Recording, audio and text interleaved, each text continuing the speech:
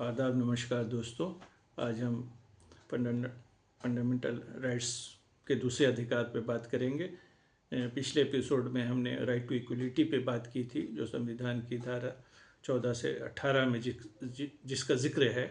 अब हम right to freedom, ये एक तरह से सबसे महत्वपूर्ण अधिकारों में से एक है, क्योंकि ये व्यक्ति के जीवन से जुड़ा हुआ है और सारा मतलब जो है दारोमदार जो है इसी अधिकार पे है। लोकतंत्र जो टिका हुआ है, तो लोकतंत्र एक तरह से राइट टू फ्रीडम जो सबसे महत्वपूर्ण माना गया है, तो आज उसी पे हम बात करेंगे। इसका आर्टिकल 19 से लेके जो है 22 में इसका जिक्र है, और अगर अलग अलग आर्टिकल्स में क्या प्रावधान है उसी पे हम चर्चा करेंगे। तो सबसे पहले जो है आर्टिकल 19 की बात करते हैं, जिसमें कहा गया है कि हर व्यक्ति को freedom of speech and expression, freedom of speech यानी बोलने का और अपने विचार व्यक्त करने का अधिकार फंडामेंटल राइट्स है। अब कोई व्यक्ति किसी चीज़ पे अपनी राय देना चाहता है तो वो उसके लिए स्वतंत्र है। किसी को अपनी राय बदलने, जोर ज़बरदस्ती करने का अधिकार नहीं है, उसे गैर कानूनी माना जाएगा। एक व्यक्ति अपने विचार को व्यक्त कर सकता है, अपनी राय दे सकता है, और इसीलिए देखिएगा कि लोकतंत्र में क्रिटिसिज्म को भी जो है काफ़ी महत्वपूर्ण माना गया है। उसमें यह है कि सरकार ने अच्छा काम किया तो आप उसकी तारीफ भी कीजिए, लेकिन सरकार को लगता है, अगर जनता को ये लगता है या व्यक्ति को लगता है कि सरकार जो काम कर रही है या कोई व्यक्ति काम कर रहा है या कोई इंस्टीट्यूशन काम कर रहा है वो संविधान के अनुसार काम नहीं कर रहा है, तो आप उसके खिलाफ अपने विचार व्यक्त करने की पूरी आज़ादी है आपको, और लोग करते भी हैं। देखा होगा, right to speech and expression जो है ये फंडामेंटल राइट्स का बहुत ही बुनियादी अधिकार है। एक व्यक्ति अपनी विचार व्यक्त कर सकता है, अपनी राय, चाहे वो लिखित तौर पे हो या मौखिक तौर पे हो, दोनों में अपनी राय व्यक्त कर सकता है। लेकिन उसमें यह है कि एक सीमा जो है, मतलब जो है वो ना लांघे, कोई डेरोगेटरी ना हो या किसी का अपमान नहीं हो। इसीलिए देखा होगा कि कोई व्यक्ति अगर बिना किसी आधार के अगर किसी की आलोचना करता है या किसी के खिलाफ बोलता है तो वो कंटेम्प्ट कर देता है, वो व्यक्ति ये अवमानना का केस उसके खिलाफ दायर कर देता है कि देखिए भाई, इसने मेरी छवि खराब की और इसने जो आरोप लगाए हैं वो आरोप सही नहीं। तो इसलिए जो है, और वैसे सूरत में कोर्ट अगर आरोप गलत पाए, मान लिया किसी व्यक्ति ने जो है अदालत में चला गया और कहा कि जो है ये फलां व्यक्ति ने मेरे खिलाफ आधारहीन जो है आरोप लगाए हैं जी, इसमें कोई तथ्य नहीं, उसके खिलाफ कानूनी कार्रवाई होगी और जो भी सज़ा निर्धारित किया गया है तो वो सज़ा भी उसे मिल सकती है। तो इसीलिए right to speech and expression जो है, जहां आपको एक आज़ादी है बोलने की, अपने विचार व्यक्त करने की, तो साथ साथ ये भी है कि मतलब जो है आप ऐसी कोई बात ना कहें जिससे कई बार देखा होगा कि लोग ये आरोप लगाते हैं कि भाई इसने हमारे मतलब धार्मिक भावना को ठेस पहुँचाई। यानी आप किसी के धर्म या किसी की जाति के आधार पे, क्षेत्र के आधार पे आप उसके खिलाफ नहीं बोल सकते। अगर कोई व्यक्ति ऐसा करता है तो कई बार उसके खिलाफ भी केस हो जाते हैं कि इसने हमारे धर्म के खिलाफ बोला जी, ये धार्मिक भावनाओं को ठेस पहुँचाया या जातीय भावना को ठेस पहुँचाया, ये क्षेत्रीय भाषाओं को क्षेत्र पहुँचाया। तो आपको अपनी राय व्यक्त करते समय इस बात का ध्यान रखना होगा कि आप जो है किसी के व्यक्तिगत जो है आलोचना ना करें और बेगैर तथ्यहीन आलोचना ना करें या अपने विचार व्यक्त न करें। जो भी आप अपनी बात कह रहे हैं उसमें फैक्ट्स और फिगर करेक्ट होना चाहिए। आप चेक करके कोई भी बातें कह रहे हैं तो उसको क्रॉस चेक कीजिए कि हम जो कह रहे हैं वो उसका फैक्ट्स एंड फिगर मतलब आपके पास उपलब्ध है कि नहीं। तो ये right to speech and expression में जो एक महत्वपूर्ण बात कही गई है, आमतौर पे सबसे ज़्यादा विवाद इसी पे होता है क्योंकि कई बार लोगों को मतलब जो है अपनी भाषा पे कंट्रोल नहीं लाता, कुछ भी बोल देते, किसी के लिए कुछ भी बोल सकते। लेकिन इसका ये मतलब नहीं कि आपको जो अधिकार दिया गया संवैधानिक अधिकार, लेकिन उसको एक सीमा में रह के आपको इस्तेमाल करना। दूसरी बात है कि आप पीसफुल्ली जो है आंदोलन भी कर सकते हैं और इकट्ठे भी हो सकते हैं। जैसे कई बार देखा हो पॉलिटिकल पार्टीज तो अपनी रैली करती ही है, लेकिन कभी विरोध प्रदर्शन हो रहे हैं, रामलीला ग्राउंड में हो रहे हैं, पटना के गांधी मैदान में हो रहे हैं, या मतलब जो है मुंबई के जो है अगस्त क्रांति मैदान में हो रहे हैं। ये तमाम, ये भी व्यक्ति का मौलिक अधिकार है कि वो इकट्ठे होकर पीसफुल्ली विदाउट आर्म्स, आप किसी भी जगह इकट्ठे होंगे तो आपको ये अधिकार है, लेकिन पीसफुली होनी चाहिए और विदाउट आर्म्स होना चाहिए। आप किसी प्रकार का हथियार लेकर आप इकट्ठे नहीं हो सकते। तो ये मतलब जो है ध्यान देने की बात। बाकी ये आप इकट्ठे होकर अपनी बातें कहिए, अपने सरकार के विरुद्ध कोई बात कहना चाहते हैं तो आप कहिए, लेकिन जैसा हमने कहा कि आप कोई भी बात कह रहे हैं तो उसको कहने से पहले एक बार ये सोच ले कि वो तथ्य उसमें है या नहीं। तथ्यहीन किसी पे भी आरोप लगाना या किसी भी का भी आलोचना करना वो किसी दृष्टि से भी सही नहीं, ना कानूनी दृष्टि से सही है, ना नैतिक दृष्टि से सही है। जब आप किसी पे आरोप लगा रहे हैं तो आपके पास उसके खिलाफ तथ्य भी होना चाहिए। तो ये जो है कि पहला तो यह फ्रीडम स्पीच एंड एक्सप्रेशन है, अपनी राय का। दूसरा ये है कि आप इकट्ठे होकर कोई भी समारोह कर सकते हैं और पीसफुली होना चाहिए और विदाउट आर्म्स होना चाहिए। उसके बाद ये है कि आप एसोसिएशन और यूनियन बना सकते हैं, ये भी आपका मौलिक अधिकार है। देखा होगा कि बहुत सारे यूनियन बने हुए हैं, बहुत सारे कर्मचारियों के यूनियन बने हैं, मजदूरों के यूनियन बने हैं, किसान मजदूरों के यूनियन बने हैं, ट्रांसपोर्ट यूनियन बने हैं, रेलवे के यूनियन बने हैं।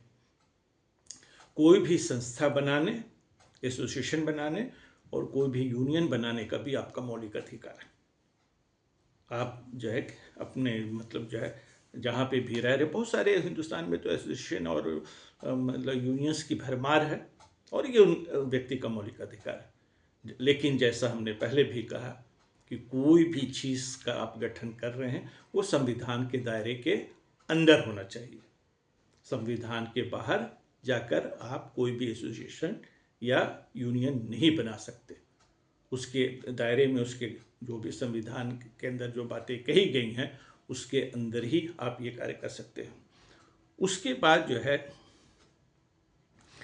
सबसे महत्वपूर्ण जो है to move freely throughout the territory of India. आप हिंदुस्तान के किसी कोने में जाने आने के लिए स्वतंत्र हैं। आजकल ये विवाद कई बार आपने देखा होगा कि जो है बॉम्बे में कोई बाहर से लोग आ गए तो ये फलाना है जी, ये बाहरी है जी, ये नॉर्थ इंडियन है जी, ये साउथ इंडियन है जी, ये बिहार का है जी, ये बंगाल का है जी, ये यूपी का है जी, ये झारखंड का है जी। किसी भी व्यक्ति को भारत की सीमा के अंदर, किसी भारतीय टेरिटरी के अंदर जाने का मौलिक अधिकार है। किसी भी व्यक्ति को वो कहीं भी जा सकता है, कोई भी कार्य कर सकता है। ये कई बार जो है ये डोमिसाइल वगैरह का जो है क्लॉज लगा देते हैं, ये भी सही नहीं। एक व्यक्ति को अगर वो बिहार का व्यक्ति है तो हरियाणा में जाकर वो नौकरी हासिल कर सकता है, और हरियाणा का व्यक्ति अगर बिहार में जाना चाहे तो वो बिहार में नौकरी हासिल कर सकता है।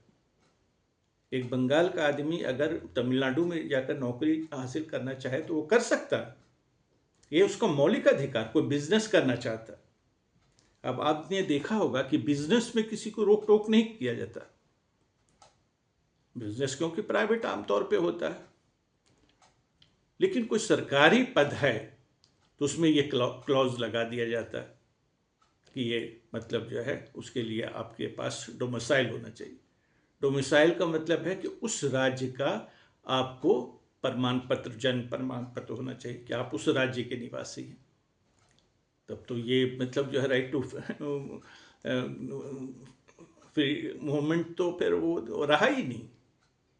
आदमी के भारत के किसी भी हिस्से में जा सकता है, आ सकता है, कहीं भी रोजगार कर सकता है, कहीं भी कोई काम कर सकता है, उसको ये फंडामेंटल राइट्स है, आपको इससे नहीं रोक सकते भारत के किसी हिस्से में।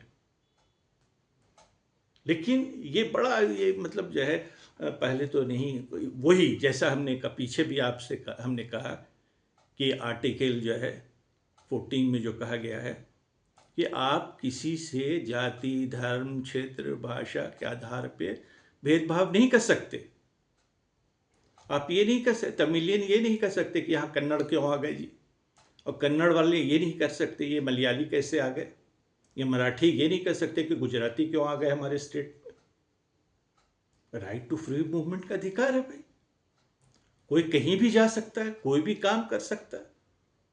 तो ये मतलब जो है बहुत सारी चीज़ें जो हैं कि मतलब संविधान की धज्जियां उड़ाई जा रही, और हर मामले को जो है इस तरीके से तोड़ मरोड़ दिया जाता है क्यों लग रहा है कि ये व्यक्ति तो सही बोल रहा भाई, लोग उसके पीछे हो जाते हैं। कि महाराष्ट्र में अगर कुछ लोगों का विरोध कर रहा है कोई, तो लोग उसके साथ हो रहे हैं, हाँ भाई ये तो हमारे हक की बात कर रहा है।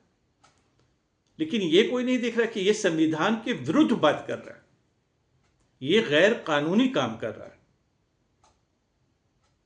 तो ये जो है हमारी जो मतलब जो अधिकार दिए गए हैं, तो उसको जो है उसके बाद आप देखिएगा कि to reside and settle in any part of India, आप भारत के किसी हिस्से में जाकर प्रॉपर्टी खरीद सकते हैं और वहां सेटल हो सकते हैं, ये आपका मौलिक अधिकार है। आपको शायद कश्मीर के बारे में पता होगा कि धारा 370 के तहत वहाँ पे ये अधिकार लोगों को नहीं था कि कश्मीर से बाहर का व्यक्ति कोई वहाँ ज़मीन नहीं खरीद सकता था। लेकिन धारा 370 इसीलिए हटा दिया गया कि भारतीय नागरिक, भारत का नागरिक कोई भी किसी भी हिस्से का हो, वो कश्मीर में प्रॉपर्टी खरीद सकता है। जो मेन क्लॉज था पहले कि कश्मीर के बाहर का आदमी वहाँ प्रॉपर्टी नहीं खरीद सकता और सेटल नहीं हो सकता, लेकिन अब उसको ये अधिकार है। 2019 में जो है वो संविधान में संशोधन करके धारा 370 को हटा दिया गया है। अब वो केंद्र शासित प्रदेश है, राज्य रहा भी नहीं जम्मू कश्मीर।